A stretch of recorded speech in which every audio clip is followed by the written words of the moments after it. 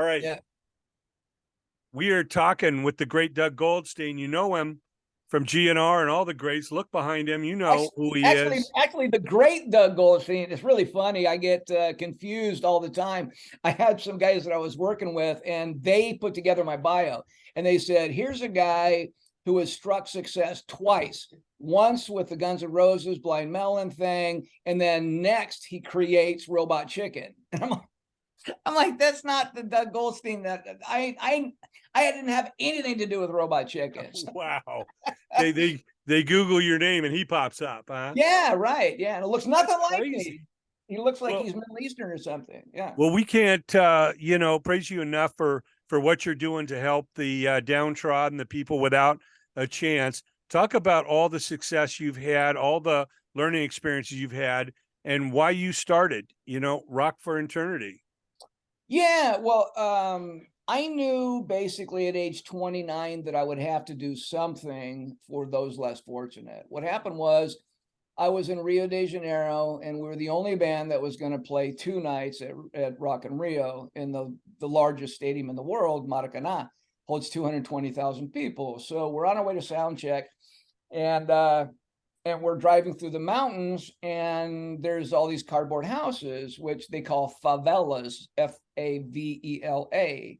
So all these favelas are up there. And so I asked my interpreter, I said, "So what's the deal up there?" And he said, "Oh, Doug," he said, "millions of people live there. That's where the poorest of the poor live." And I said, "Oh my God, here you have the largest Christ statue in the world, right? And yet all this stuff is going on." And so I said, "Man, that is so sad." He said, "That's not the worst part." And I won't say for my own safety, and that's just fact, who it is, but people of authority sneak in during the middle of the night, and they kill infants up to age 4 because they're just going to grow up to be murderers and thieves. So it's preventative, right? Preventative contraception. And so I cry at letter openings, right? I'm pretty famous for, my mom actually said right before she passed, "God made you different. When you were made, he put your bladder behind your eye socket," right? And so I knew right then and there that I had to do something. And so it just was put on my head. So I personally have almost died about 10 different times without going into great detail. Suffice to say, I've had some really bad accidents, and I've, 3 or 4 of the times was when I was managing Guns N' Roses and was going to be killed, right, for different things that I did as their manager.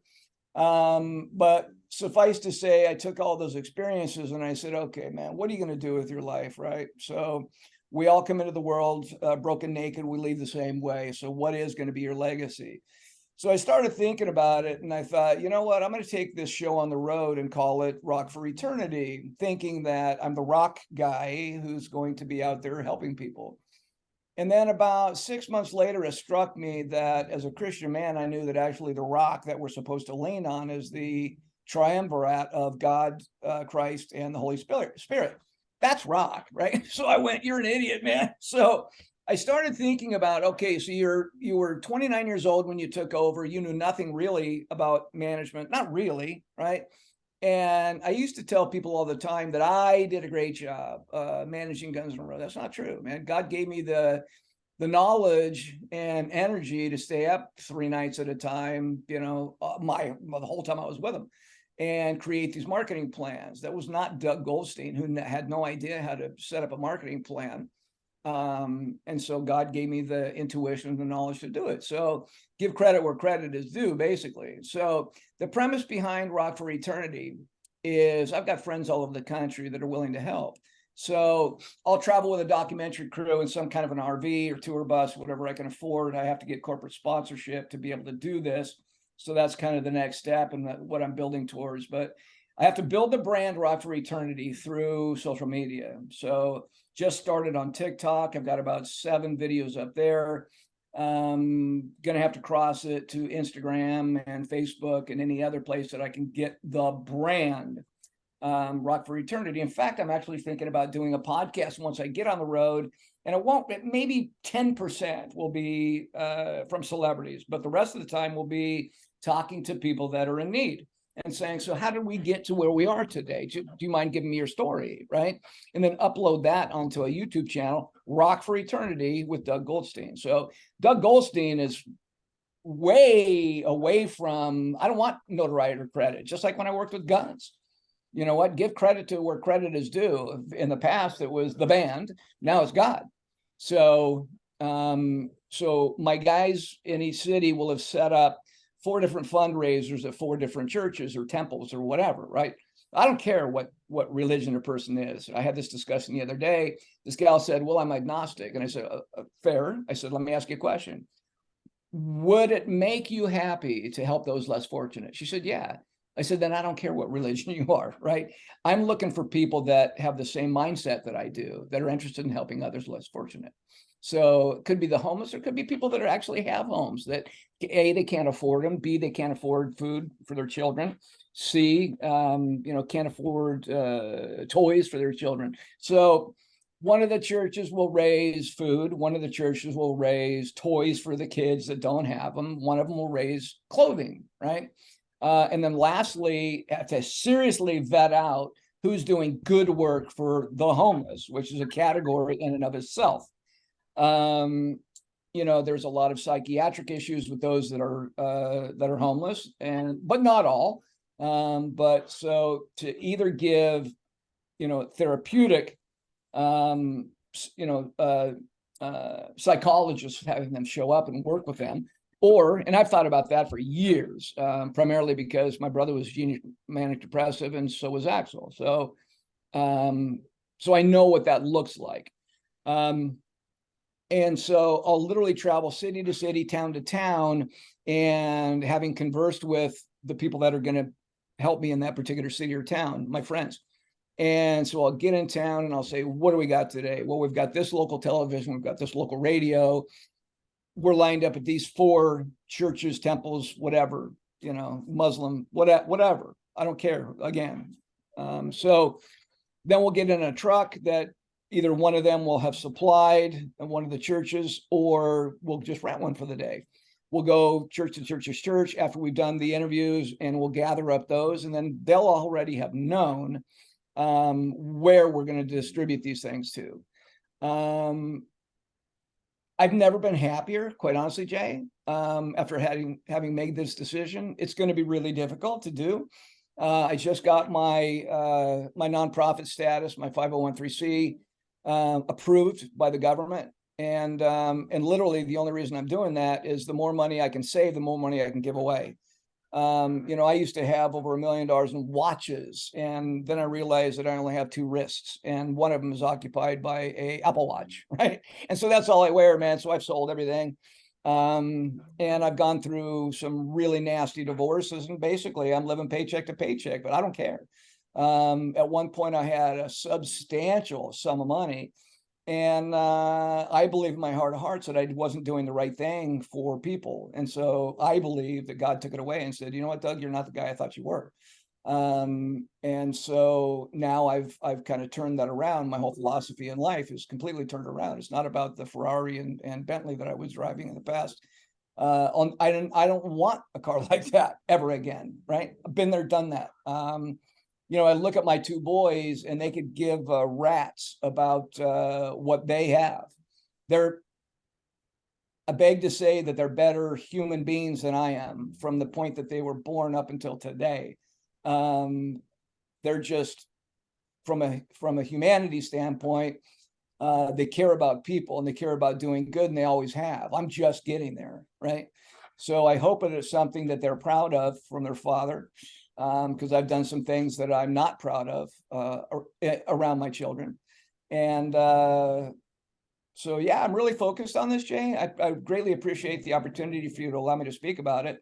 And it's something that I'm just going to continue doing until I'm no longer on this planet. Well, it means so much. We drive around these cities and we see the homeless problem getting worse. We see greedy landlords and developers, bilking as higher rents as they can out of people. And, during the pandemic, a lot of people were out of work, or, their livelihoods were down if they were dependent on the touring business and things like that. And, you know, there's got to be something give. And I recently, you know, realized that no matter if you have a little money or a lot of money, even if you come into bigger money, like you said, it's like I've only, and I don't even wear a watch. So I'm Yeah. not a jewelry guy. So I don't need that. I don't need the high price escorts. I don't need the flashy car.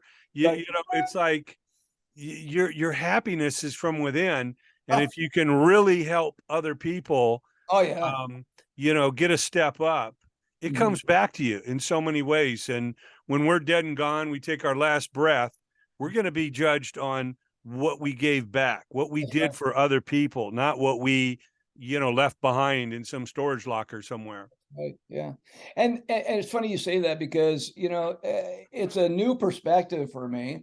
Literally, when I was a little kid on my 5th birthday, all I wanted was a Hugh Hefner smoking jacket at age 5.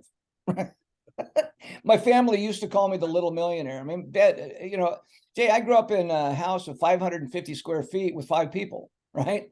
So I've had everything from hang on a second, I'm sorry. Anyway, you know, uh, I've And what had, city was that? Where did you grow up? yeah, I grew up in a place called Lakeside, California. It was a great Okay. place to grow up. It's only 22 miles east of the ocean, yet we still have the 2nd largest rodeo in the state. So really good people. It's a great place to raise children, or was. Now they have meth like everybody else, and it's not the place that I grew up, but at the time it was a fantastic place to grow up. Everybody was close to their father and mother, and and to their grandparents. I mean, I've seen this great divide that's happened. I mean, all my cousins, right? We'd always be hanging out with them. But in California in particular, because of the cost of real estate, the American family as I knew it growing up it doesn't exist anymore. It's non-existent because people can't afford to live in California. I was just talking to my dad, my grandmother's house, which was, God, man, tiny, 1 bedroom, 1 bathroom, right? Just tiny. And nothing fancy at all, right? Just a tiny little house in North Park, San Diego. They just sold this house for $870,000. I was like, Oh what? my gosh. I A was like, million dollars doesn't get what it used to, huh? are you kidding me? Man, it's a joke. Absolute joke. So, yeah. So again, the homelessness is something that I'll take a look at, certainly, and that'll be one of the things I want to do. But it's not just homeless, man. It's all these people that can't afford, like you said, the landlords are raising their rents. And I mean, you've seen, like I've seen, a number of the wealthiest of the wealthy, the like Bezos, right? He's buying up houses right and left across our country, the ultimate landlord. Here's one of the wealthiest people in the world who's buying houses to charge you rent like he really needs more money, right? And he's buying hundreds of thousands of homes. So it's really sad to see the whole divide. And that's, you have to have a format and a forum to speak from. You can't just be me right now starting with Rock for Eternity. Once this thing, if God blesses this thing to go to the level that I want it to go to, I've been told by a number of people that it may be a Netflix, Showtime, HBO, or TLC play, right? Because it's a good story. 17 years of managing Guns N' Roses. Now he's dedicated his life to taking care of people, right? So they see it possibly going in that direction, but you have to build it up to a point so that I can then talk to the ultra wealthy, right? And just go, guys, look, you could give 10% of your income. It wouldn't phase you in the least. Some of these super billionaires, right? 60 billion, 80 billion in the bank, right? 10% of that money could completely eradicate countries' issues. And by the way, it brings me to the point. I'm starting in America for a number of reasons. First off, this is the country that I grew up in.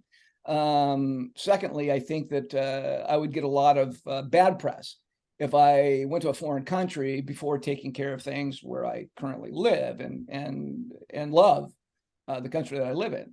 So I don't need any negative pushback from people. All I need is support who understand what it is that I'm trying to do. So.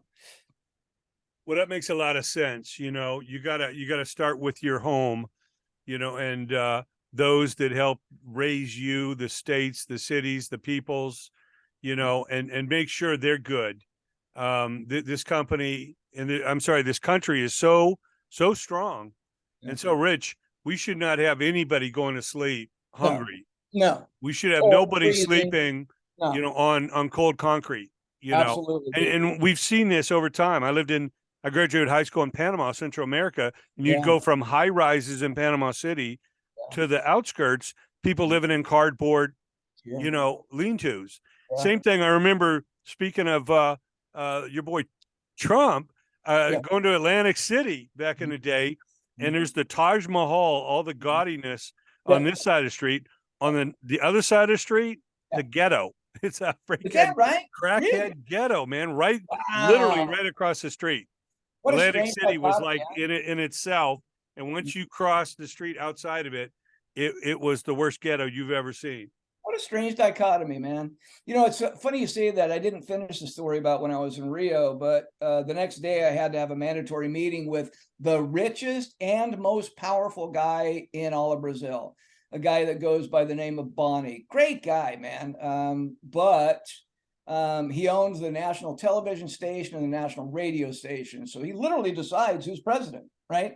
You pay him enough money, I'll put you on the TV and radio. The only ones, by the way, that people are allowed to watch. And if you don't, then you're not. So he literally decides, because of that fact, who's going to be president or not. So when we were sound checking, we hadn't released Use Your Illusion yet, right? So I give the mandate to the promoter, to MTV, because it was a worldwide broadcast, that nobody's allowed to record my sound check, because these are songs that have never been seen and heard. So I don't want them to leak, right? So everybody agrees. We're in complete agreement. I have it signed by the promoter. And so my security guy, John Zucker, one of the security guys, he comes up to me right at the end of sound check, and he goes, "Oh, we got problems. We got problems." I said, "You got a mouse in your pocket? Who's we?" He goes, "No, they're recording." God, dang it. So I grabbed my interpreter and a little female, 19 years old, and a little skinny thing. And so we go running down there with John Zucker. And I said, "Take me to where it is," right? And it's a massive compound. Again, this is a international broadcast, so worldwide broadcast. So we walk in this one trailer, because it's what the compounds look like, Jay. You've been around it long enough. It's a massive compound outside of the biggest stadium in the world, the Maracanã. So I walk in, and there's this kind of a bigger guy, and I can see the tape rolling, right? The big tapes. I don't even know what they call them, but Yeah, the reel to reels. yeah, well, it wasn't reel to reel. It was actually kind of a like a massive cassette, right? Okay. But anyway, huge. So Yeah, um, broadcast. yeah, right. So I said, "So could you please ask him what he's doing?" And so she asked him in Portuguese, and I don't understand Portuguese. Speak and understand Spanish, but Portuguese is different. So he's yelling at me, and she's interpreting. She's saying, he's going to effing have you killed. You're not, in the States. You're now in his country. And who the F do you think you are? And blah, blah, blah. So I said, "Tell him that I don't speak his language, but I think that he'll be able to understand this." And I put my finger an inch from his face, my middle finger. And I hit eject, and I throw the tape to my security guy. I said, "Get out of here." So he runs. And so I tell my interpreter, I said, "Let's go." So we're walking out, and I hear the screaming behind me. I turn around, and this guy's slapping my interpreter. So I walked up, bap, knock him out. So I look up the hill, and there's about 40 soldiers with AK-47s running down to kill me. So I back up to one of the massive pillars that holds up the stadium, and I'm literally got my hands up. And so I grab my microphone on my radio, and I'm saying, "Please help," right? "The manager, that's me, right? Could somebody please get down here? I'm about to get shot." All of my guys had packed up and left. So thank God that Jerry Stickles, who's the former production manager, and God rest his soul, of Queen, he's running the event as a production manager for the entire thing. So he comes down, and he's able to call it off. But I have to meet with Bonnie the next day, right? So I walk in and he's got this, incredible office. It's the top floor in this huge building, and he's got the entire top floor. And so I walk in, he literally has a barber chair in his office. So he's getting his haircut at the time. And so I walk in, he goes, "Oh, well, if it isn't the American tough guy." And I said, sir, that's not true. And I told him the story. He stands up, he goes, "Are you telling me the truth, son?" I said, "Yes, sir, I am." He said, "Well, God bless you. Thanks for kicking his ass." He said, "I don't put up with people mistreating women, and neither do you." He said, "That guy will never work again in Brazil." But I remember thinking to myself, this guy with all the wealth and with all the power could actually help out all those people living in favelas, yet he doesn't. And I don't really know why. So that was an odd dichotomy to me. And by the end of the trip, and I actually say this in my bio, I swear to you, I was just trying to figure a way to climb that Jesus statue and put a tear under his eye. Because he's certainly the Christ that I believe in wouldn't have ever stood for the divide in those that have and those that don't, right? Particularly with killing the children. I mean, that's just, Yeah. I mean, traveling the world like you and I have, yeah. you see that there's the rich and the Oh, very yeah. and the poor, the very rich and the very poor, even in Mexico. And And sadly, Jay, we used to only see that on an international level, and now we are seeing it in our own country in a big way, right? well, that was my point. It's like we can't let that happen to America. We Right. always had a middle class, Yep. lower class, middle class, upper class. That's right. You know, it's impossible to make more money than you could ever spend in 10 lifetimes and Absolutely. watch people living in a cardboard hut in the snow and rain on the cold concrete. Yeah, I don't understand. I mean, it's just unfathomable to me that they just think it's okay, or maybe they just don't think about it, And so as I was getting to that point, I can't just be who I am right now and confront the upper class, right? Or appeal to the upper class with an intelligent outlook. You need to have the forum in order to do so. If this turned into a Netflix thing, that would be the forum that I would need to address the issue and it actually be heard, I think. So, it's wherever God takes me, Jay. I'm just on this fun journey that I'm literally just starting.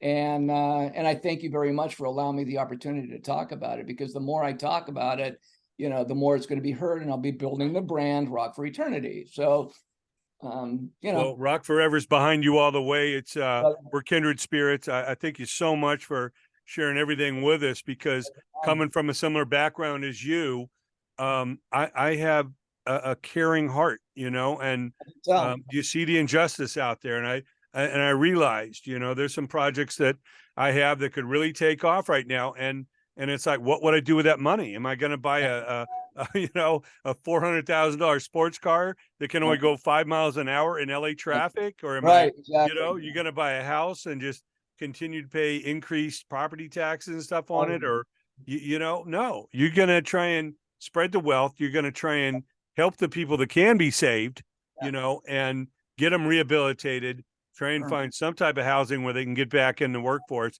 and maybe even get behind some of these entrepreneurs with ideas, because us growing up, there used to be these big giant companies, and the thought of being an independent or entrepreneur was very rare. But now, with technologies and stuff, there's a lot of people that work for themselves, that can work from home, that can find a way to make a living, and give back to someone else that they see. I've always been really enamored with the Japanese culture. You don't see homelessness in Japan. You just don't, right? You don't see rest homes, right? Assisted living facilities. They don't exist. And you see that as well in Hawaii. They don't have assisted living facilities. You have ohanas. You take care of your family. And ohana is actually a Hawaiian word for family. But when you build a structure on your land for your family, it's called an ohana, right? So they don't put their parents away in some facility to live out the rest of their life. And look, you know, I'm not knocking our system. I'm just saying that I've seen a better way that I really am enamored by, right? It's always been that way in Japan. You know, they treat their elderly with incredible respect. For whatever reason, it's just always that way, right? And I always liked Japan well, long before COVID, right? When I'd go over there in the 80s, and if you're sick, you're wearing a mask. I mean, that's just standard fare, right? And I thought, man, that is really cool that they respect each other enough to do that, right? Yeah, no, it's amazing to see. Some Yeah. people really get it right, and we need more of that here. Mhm. But By the way, I do have to say, man, I love coconut water. oh, Wow. That's all I drink now. I tell my wife, go get me some coconut water. that's amazing. Great Well, our stuff. special guest has been the one and only Doug Goldstein, a true BFD. And wow, we can't thank you enough for doing what you're doing for Rock for Eternity, and Rock Forever, like I say, has your back. We look Thank forward to our future conversations, Yes, sir. and spreading the good word. You know, I say we like to celebrate greatness, and greatness not only happens in the recording studios and on stages, but it happens out there in the streets and communities, you know, of America and around the world. You know, we have allies out there that have had our backs, and we need to have their backs once we take care of our people. And Doug, Amen. what an amazing time for you to do what you're doing. And I Well, I'm can't be humble. I'm more. humbled that you give me an opportunity, Jay, to talk about this. It means the world to me. Thank you so much. Well, it is all we can do. It is we want to get in and do some heavy lifting with you. So, my Appreciate it. friend, this is the first of many conversations. Yes, sir. Thank you so much.